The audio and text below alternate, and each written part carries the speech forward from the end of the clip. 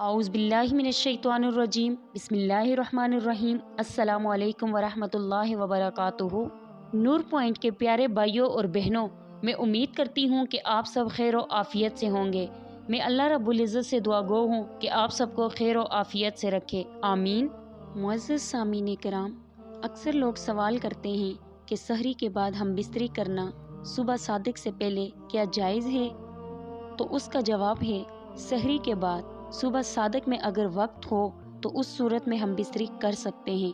लेकिन एक बात का ख्याल करना है कि अगर सुबह सादिक का वक्त दाखिल हो गया हो और हम बिस्तरी का जो अमल है वो अभी तक मुकम्मल नहीं हुआ, वो सुबह सादिक के वक्त में दाखिल हो गया, तो इस सूरत में क़ज़ा और कफ़ारा दोनों लाज़िम हैं।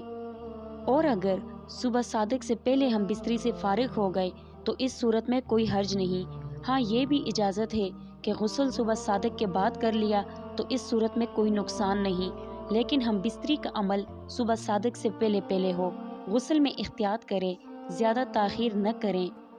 गुस्ल में ऐसा ना हो कि आपकी इस ताख़ीर की वजह से नमाज फ़जर क़ज़ा हो और नमाज फ़जर से ताख़ीर लाज़म आ जाए। इतनी देर नहीं करनी चाहिए गुस्ल में। और रोज़े की हालत में जितना भी हो, इंसान को पाक साफ़ रहना चाहिए, ज़िक्र और अज़कार रहने चाहिए। बहरहाल अगर गुस्ल में ताहीर हुई तो भी रोज़ा हो जाएगा और सुबह सादिक से पहले पहले हम बिस्तरी से रोज़े पर कोई असर ना होगा। शरीयत में सहरी खाने के बाद सुबह सादिक से पहले पहले हम बिस्तरी की इजाज़त है।